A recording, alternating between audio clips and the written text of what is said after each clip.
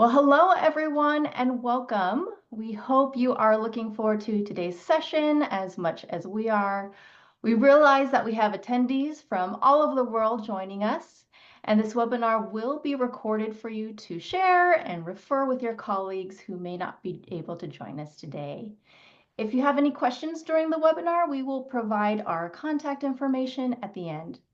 So as we begin, we'd like to extend a warm welcome to each of you. My name is Amanda, and I am one of the staff members at the Stanford Graduate School of Business. It is my pleasure to introduce our panelists, both of whom are faculty members at the Stanford Graduate School of Business.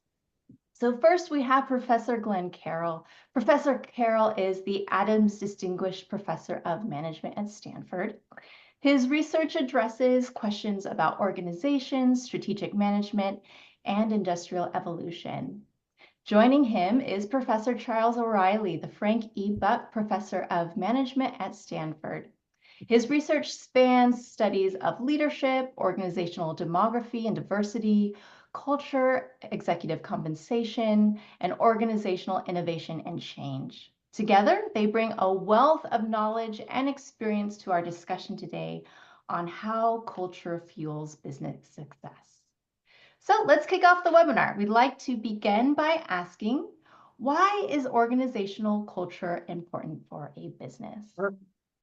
We have a slide we can send along, which reports the results of a survey that one of the big consulting firms did, a survey of 9,000 executives that shows that 94% of them believed that culture was important for business success, and that 90% needed that some change was needed to the culture of their particular organization. At the same time, a larger set of executives report that only 15% of culture change efforts that they've seen in their company have been successful. So it raises a question about why cultural change is so difficult.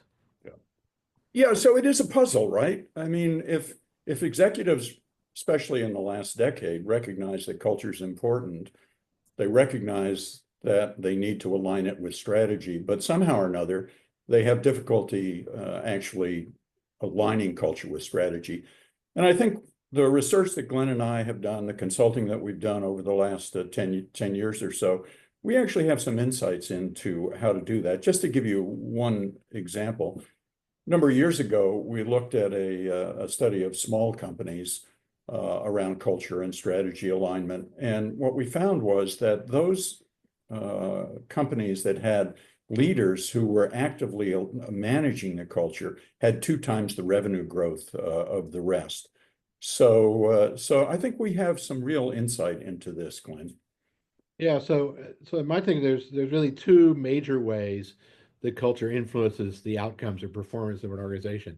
The first is the one that you just talked about, Charles, which is alignment. That is a match between the culture and the strategy of the firm so that the culture helps the firm execute on the strategy. And that's often what gets emphasized and what we stress a lot in our classes.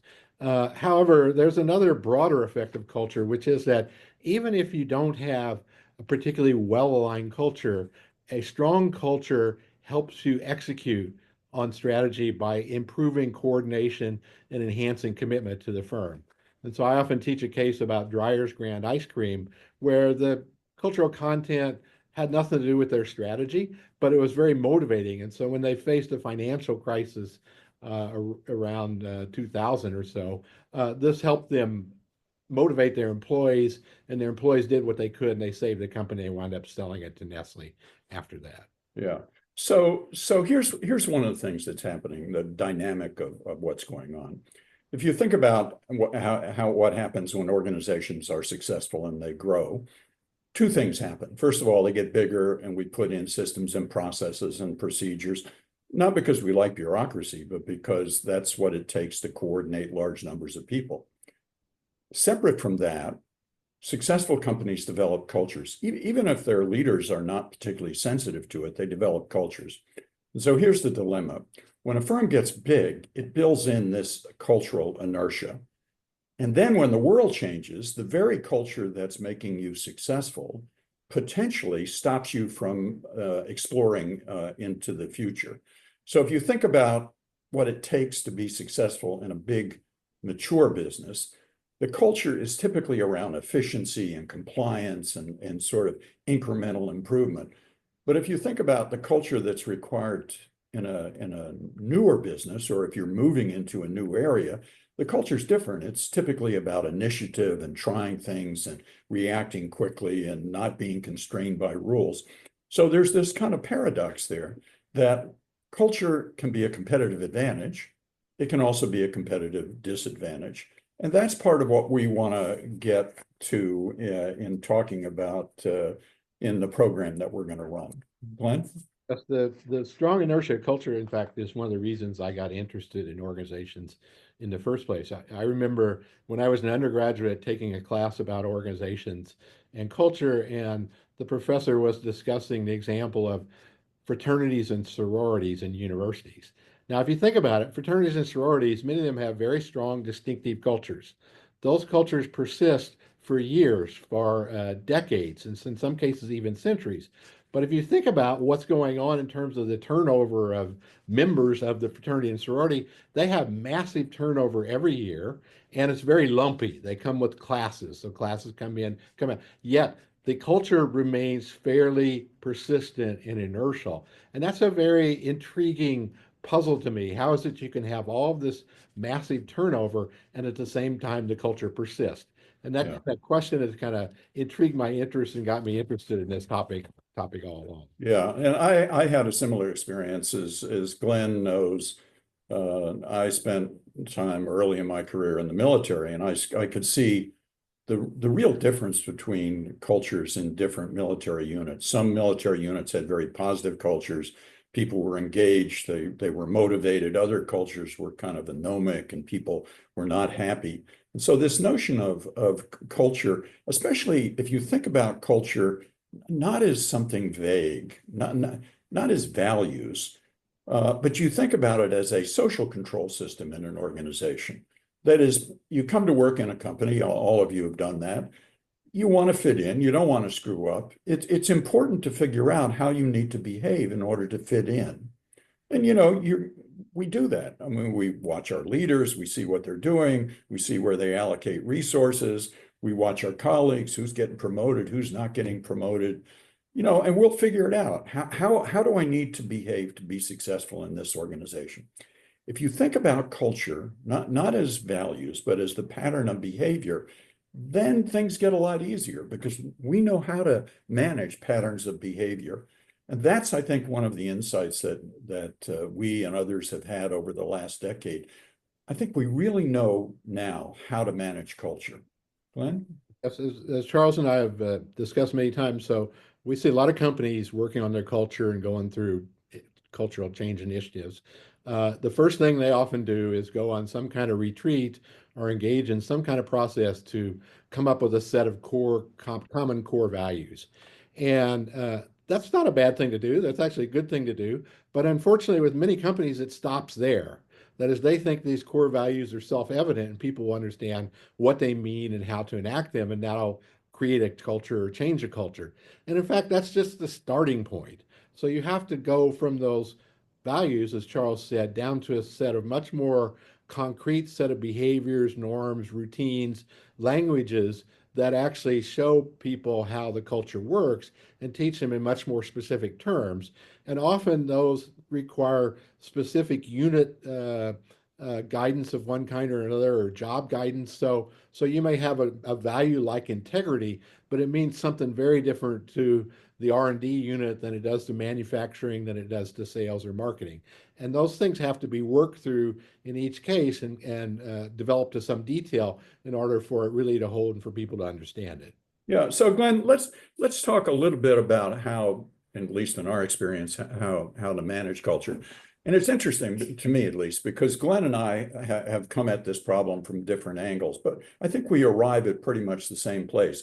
Let me describe kind of how I've come to it. And then Glenn and Jenny Chapman have written a book on culture, which is going to be coming out. And so Glenn, you can then talk about kind of how you think about managing culture.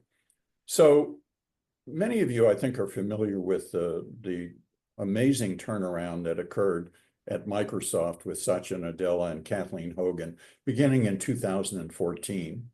And if you step back and look, and they changed the culture in a 130,000 person organization. And perhaps some of you in the audience are actually from Microsoft. We'd love to hear from you if anything we said is not correct. But what Nadella did is he actually used 5 levers to change the culture. They used think of the team, the leadership team, your team, as a signal generator. You're broadcasting to the organization. So Nadella did a set of things with his team to signal to the organization what this growth mindset would look like. They then got people involved. They asked people, what is it that made Microsoft successful that we need to keep? What is it that we need in the future? And what is it that we have now that we might need to change? They got lots of people involved. They then aligned their reward systems. They changed the stack ranking system. They sort of set up reward systems for collaboration and initiative, lots of status recognition, approval. Then they used a bunch of stories and symbols and language, growth mindset being one.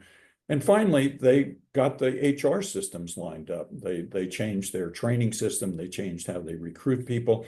So if you think about these 5 levers, leadership, sort of, aligned rewards, that sort of thing, once they are all aligned, it's very hard not to comply, not to change your behavior. Glenn, you have a slightly more elaborate take. Yeah, we have a much bigger set of levers that we often discuss, and they're discussed in the book that you mentioned with Jenny, but they encompass the ones you use as well. But my favorite one is culturally selective recruiting, which is you recruit people based on the norms that you're looking for. And, rather you change people who are already in the organization, but it's much more effective and fast to recruit them and bring them in if you have that ability, if you're in some initiative. Even prior to that, though, and even prior to what you're discussing Microsoft did, Charles, Microsoft's unusual, I think, because they knew what they wanted up front. They knew they needed to be a more innovative organization, and they had the talent to do that. Often companies that come to our executive education program, they know something's wrong with their culture, but they're not exactly sure what it is. And one of the things that has amazed me about my colleague Charles is that he, along with Jenny Chapman, has developed this tool called the Organizational Culture Profile, which is widely used throughout the world, which helps people diagnose what their current culture looks like and what their intended culture should look like. And one of the things that we discuss in our book is the case involving Genentech with a leader named Jennifer Cook, where we describe in detail how she used this instrument, where Charles has used in hundreds of companies, to show that there was a deficit in things like integrity and innovation in the units that she was leading, and they can measure precisely how far away they were from the goal they wanted to reach, and then you can re-administer that instrument every so often in order to see if you're making progress or not, as well as to compare it to other companies. So it's not just that you're talking about soft, touchy-feely kind of things. You have hard numbers to measure where you're at in the culture and where you're trying to go. And Charles, you developed that, 20, 30 years ago? A long time ago. So just briefly, here's one way to think about. There are lots of ways to measure culture. We think this organizational culture profile is particularly useful. And here's the problem. Oftentimes when people think about culture and they try to measure culture, they use surveys, questionnaires, interviews, but they don't measure culture really. They measure strategy, they measure leadership, they measure rewards. Those are all important, but that it doesn't get directly at the pattern of behavior.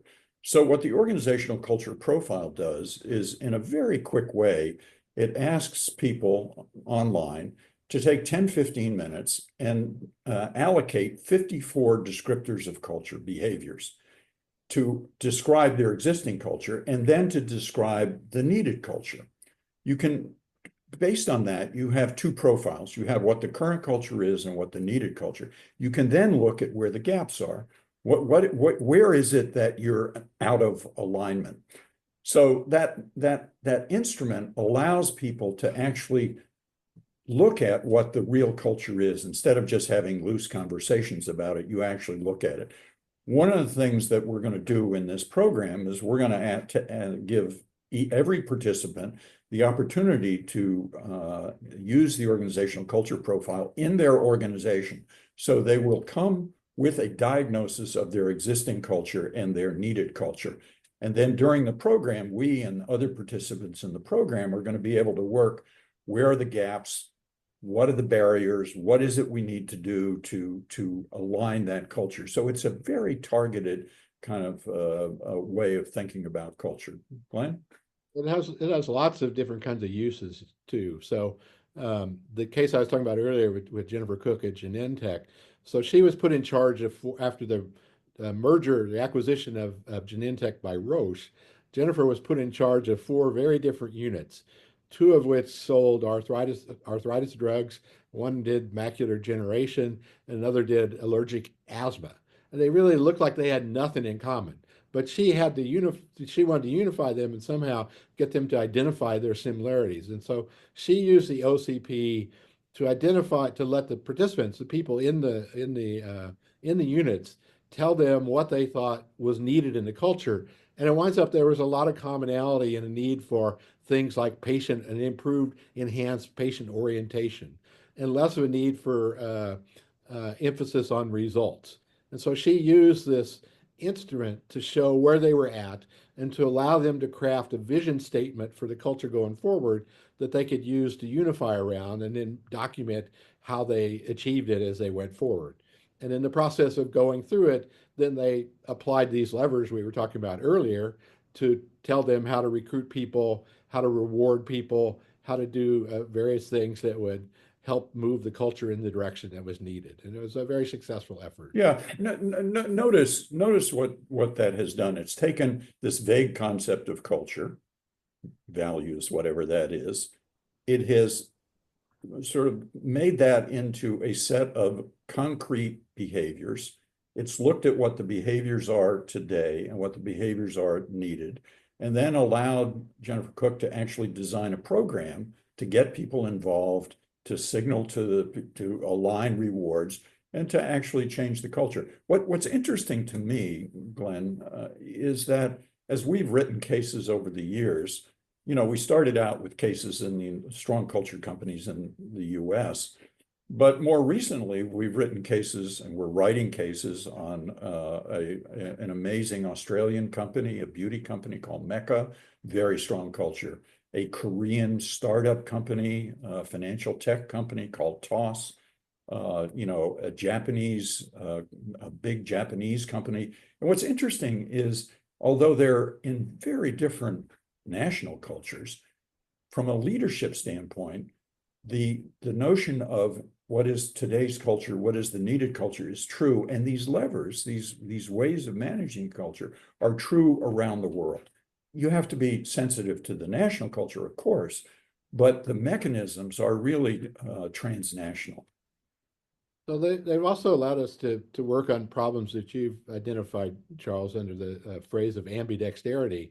So the case that Jesper Sorensen and I did on Scoot, which is the budget airlines of Singapore International Airlines, is a good example of that. So Singapore was facing a lot of competition from budget airlines in Asia. And as everybody knows, they're a top luxury service airline that caters to, pretty well-heeled people who fly around the world. But they wanted to compete in this budget business, and they decided they'd start their own internal unit that would cater to vacationing customers who wanted to go on a budget vacation and do it out of Singapore. Yet the culture that Singapore International Airlines had clearly would not work in that case. So they started their own internal unit, which developed a very different culture that was almost in contrast to the one Singapore International Airlines has. And that in itself is the problem of ambidexterity, as Charles calls it. It's a very difficult thing to pull off and manage. And Singapore seems to have done it with Scoot so far, but there are lots of examples we know that haven't. Maybe you could talk about those. Some of us are old enough to remember when United Airlines tried to do this with an internal startup called TED. And they made it work, but the culture actually, the big united culture, actually in the end smothered this new airline within an airline. British Airways tried to do something similar. So this issue of culture is, I think, very important for organizations, both to be successful today, but to be successful in the future. Yeah. So could you just say a little bit more about ambidexterity, Charles, and how one would manage Yeah, so conceptually, it's pretty straightforward, right? I mean, there's nothing remarkable about it. In a world of change, AI, machine learning, chat GPT, digital transformation, in a world where many organizations, their fundamental core businesses are under threat, the issue is you either go out of business or decline, or you figure out how to leverage assets and capabilities that you have today into new growth businesses. And that's this notion of playing two games at the same time, core and explore, core business and exploratory businesses. You know, this Japanese company that we've had the privilege of working with and watching and writing about, a company called AGC, they are the world's largest maker of architectural and automotive glass. Those are commodity products. They've leveraged their assets and capabilities into material science, into life sciences business, into electronics and the like. And they've done that in part with their CEO, Shimomura-san, and now their current CEO, Hirai-san, actually have done that structurally, but critically, they've also engaged in this massive cultural change, which looks a lot like Microsoft, actually. The mechanisms are the same. So culture is relevant for existing businesses, but I think it's also relevant for leaders who are thinking about how to shift their businesses into new growth areas.